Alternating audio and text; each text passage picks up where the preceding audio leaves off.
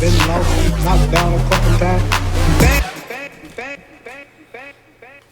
Hello everyone, my name is Andrew Bosher, and this is my first ever production tutorial, and today I want to show you guys how I like to create my kick drums, and I am using Reason 8.0, and you can use any version of Reason 5.0 or above for this kick. All you need for that is the Kong Drum Designer. That's what we're looking for. The track you just heard was from Gator Shades. It's one of my newer releases, and I just want to show you guys how I like to make kicks like that. So first and foremost is I like to create a new project, and I have one open here, and I have an empty rack. So I like to first and foremost create a combinator. Right click in the rack and create a combinator. I like to keep my drum machines in one combinator. I like to separate the combinators by kick, clap, hats, things like that, but I'm just going to show you guys the kicks today. And then so first I also do a line mixer. I right click in the combinator and create a line mixer. You like to use the 6-channel line mixer, but you can use the 14-channel line mixer, whatever works for you. And the next thing I like to do is create a Kong Drum Designer, and it'll route into the first channel of the line mixer there. I then like to sequence the drum hits from the Kong through the redrum drum computer. So I right click in the combinator, I hold shift, and I create a redrum. I'm then going to flip the rack by pressing tab. I route the gate inputs and outputs of the first 2 channels of the redrum to the first 2 channels of the Kong Drum Designer. You don't necessarily have to do it this way, it's just what I like to do, and this isn't necessarily even the right or wrong way to do it, but maybe this will help you guys out. So once those are routed, you press tab to flip your rack back around, and when you're making a kick drum, I like to sample kick drums, and I like to use sample packs, primarily Vengeance, to be honest. I just really like how they sound, and but that's just my preference. There's really no right or wrong answer. As long as it sounds good, it sounds good. So I'm going to first and foremost get my browser opened up, and I'm going to start browsing through a Vengeance pack I have here to find a good kick drum. I'm going to open up my nano sampler, and I'm going to go to the kick section here. I'm just going to click and drag a kick in, and then I'm going to audition the kick through the redrum. I'm going to sequence a 4 on the floor beat, very simple, just to get things going. Start running it, and as you can hear, the drum is being programmed through the redrum. I like to set my level of the drum to 8 or 100, I should say, and I also like to set my kicks monophonic. That way they stay central in the mix, and I can build everything around it. Kicks are more of a foundational piece to me. I like to do those first, more or less, but not necessarily every time. I'm not a big fan of how this kick sounds, so I'm going to double click into it, and I'm going to start browsing other kicks. And the kick that you heard in Gator Shades was a little shorter in its tail, but you can use a bigger kick and it will sound just as good with the techniques that I'm going to use. So I'm just going to start browsing kicks and auditioning them. So I liked the thick fullness of this kick, and so I have this going, and the first thing I really like to do is set up a compressor in my bus effects. What the bus effect does is it applies the compressor onto the kick a certain amount, according to your taste, and you do that through the knob here. Essentially, you just can send the kick through another compressor to make it that much beefier. I like to get a little squashed on the compressor. That way I bring out the lower transients, and I kind of squash the higher transients to make it a little more of a uniform sound. I then like to apply a little harsher attack, make it a little lower, but I also like to do a lower release. That's way it's a little more crisp and a little more quicker, and it doesn't squash it as much. The second thing I like to do is filter the first part of my kick. I want to use a low pass filter in the FX1 portion of the Kong Drum Designer, and that way I can separate the kick in frequencies. If I don't like the top end of the kick, I can filter that out if I like the low end, like for this kick, for example. I then turn the frequency knob low or to the left to essentially filter out the higher frequencies and find a nice low representation of the kick. The resonance meter, or knob I should say, on here, it peaks the filter's frequency at this point, so it actually takes away from the low portion of the kick. So if I turn it down,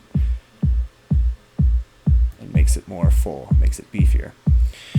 I then like to apply the bus effects to taste to give it a nice thick fullness. And that's the lower part of my kick. So what I like to do now is I like to get another kick and represent the higher end of the portion to make it a complete kick. So I'm going to stop everything for now. I'm just going to look through the kicks. Right off the bat I found one, I think it might even be the same. Oh no, it's the next one down. Nice top end of the kick that's real crisp and it's not too bright, but I'm going to use a band pass filter on the FX anyway, and I'll show you what that means. So I'm going to click and drag into here, and I loaded it up. I set the level to 100 and set it to monophonic once again. I then like to sequence the top end of the kick along with the low end, and then I apply a filter first and foremost. At this point, I like to use a band pass filter for the top end.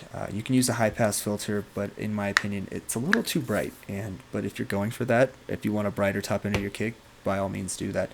But you can also do that with the knob here in the band pass mode. The band pass filter is essentially a low pass and a high pass filter simultaneously filtering, so you only get a frequency representation of one pretty thin spectrum. So I like to put it in the middle because that's about the middle spectrum. It's a little not low or high. And then I like to turn the resonance down. Again, that way that peak is kind of taken away and it's a more full representation of the top end, as you can hear here. Now, when it comes to the low end and the top end of the kick, I like to apply another compressor in the second effect slot here.